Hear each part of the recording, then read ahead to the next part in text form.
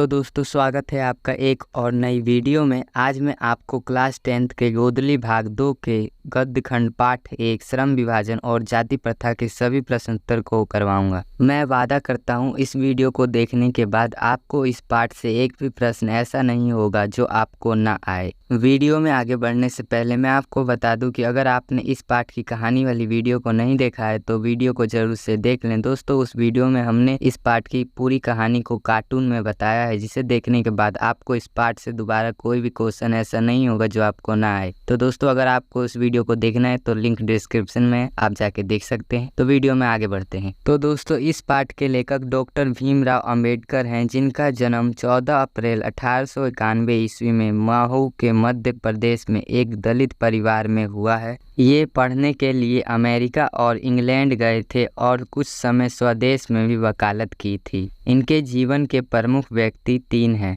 बुद्ध, कबीर और ज्योतिबा फूले। इन्हें लोग कई नामों से पुकारते हैं, बाबा साहेब, संविधान निर्माता, संविधान जनक इत्यादि। इनकी प्रमुख रचनाएं the caste in India, their mechanism, the untouchable, who are they, who are Shudras, Buddha and communism, Buddha and his Dhamma, genesis and development इत्यादि हैं।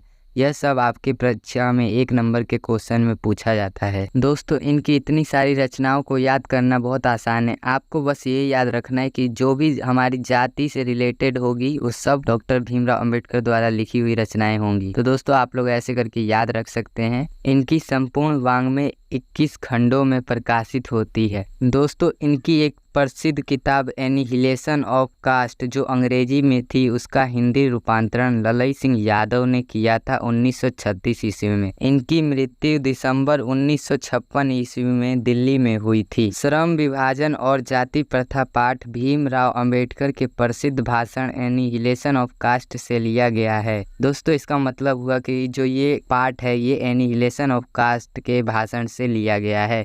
तो दोस्तों ये आपके प्रश्न में पूछा जा सकता है, तो इसको याद रखें आप। अब चलते हम बढ़ते हैं पाठ के साथ। तो अब हम इसके पहले प्रश्न को करेंगे, लेखक किस विडंबना की बात करते हैं? विडंबना का स्वरूप क्या है? दोस्तों ये प्रश्न 2020 में भी पूछा जा चुका है, तो इसको ध्यान से याद कर लें, ये VVI क्वेश्चन है। दोस्तों विडंबना का अर्थ होता है चिंता। लेखक के चिंता या विडंबना की बात यह है कि इस आधुनिक युग में भी जातिवाद के पोषकों की कमी नहीं है। क्वेश्चन नंबर 2, जातिवाद के पोषक उसके पक्ष में क्या तर्क देते हैं?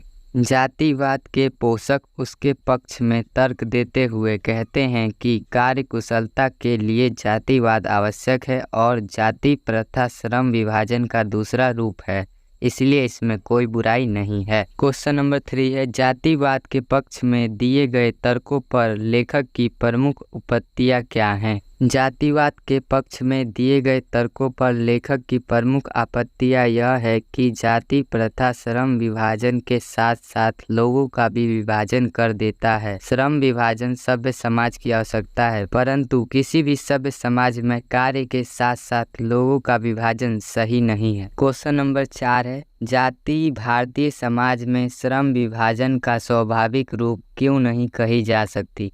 दोस्तों ये VVI क्वेश्चन है, क्योंकि दोस्तों ये 2014 में, 2016 में और 2017 में पूछा जा चुका है। तो दोस्तों आप लोग इसे जरूर से याद कर लें। भारत की जाति प्रथा की एक और विशेषता यह है कि यह श्रमिकों का अस्वाभाविक विभाजन ही नहीं करती, बल्कि श्रमिकों को एक दूसरे से ऊंच नीच की भावना दर्शाती है, जो विश्व के किसी और समाज में नहीं पाया जाता। क्वेश्चन नंबर 5 है, जाति प्रथा भारत में बेरोजगारी का एक प्रमुख और प्रत्यक्ष कारण कैसे बनी हुई है? दोस्तों यह भी क्वेश्चन VVI है, क्योंकि दोस्तों यह 2022 में पूछा जा चुका है और दोस्तों ये बहुत ज़्यादा इम्पोर्टेंट क्वेश्चन है, तो इसको जरूर से याद कर लें। भारत में जाति प्रथा लोगों को कोई भी ऐसा कार्य नहीं चुनने देती जो उनके पूर्वजों ने नहीं किया हो। लोग अपने पूर्वजों का ही कार्य चुनते हैं, जिसके कारण जाति प्रथा भारत में बेरोजगारी का प्रत्यक्ष और प्रमुख कारण बनी हुई है। आसान भाषा में समझे तो मान लो अगर कोई व्यक्ति है जो मजदूरी करता है और उसका बेटा पढ़ा लिखा है और वो बड़ा होकर डॉक्टर बनना चाहता है, पर अगर वह अपने पूर्वजों का ही कार्य करेगा तो वह डॉक्टर तो नहीं बन पाएगा, और उसके पूर्वज मजदूर हैं तो वो भी मजदूरी ही करेगा, जिससे उसके घर का खर्चा भी और दैनिक जीवन बिल्कुल ही नष्ट हो जाएगा। इसीलिए जाति प्रथा बेरोजगारी का एक प्रमुख और प्रत्यक्ष कारण बनी हुई है। लेखक आज के उद्योगों में गरीबी और उत्पीड़न से बड़ी समस्या किसे मानते हैं और क्यों? लेखक गरीबी और उत्पीड़न से बड़ी समस्या जाति प्रथा को मानते हैं, क्योंकि जाति प्रथा लोगों का उनके स्वभाव के अनुसार कार्य चुनने की अनुमति नहीं देती है। लेखक ने पाठ में किन प्रमुख पहलुओं से जाति प्रथा को एक हानिकारक प्रथा के रूप में दिखाया है? इस पाठ में लेखक ने कई पहलू से जाति प्रथा को एक हानिकारक प्रथा के रूप में बताया है, जिसमें आर्थिक और रचनात्मक पहलू सबसे प्रमुख हैं। क्वेश्चन नंबर 8 है, सच्चे लोकतंत्र की स्थापना के लिए लेखक ने किन विशेषताओं को आवश्यक माना है? दोस्तों ये भी बहुत इंपॉर्टेंट क्वेश्चन है, यह 2016 में पूछा जा चुका है, तो इसको भी अच्छे से याद रखें।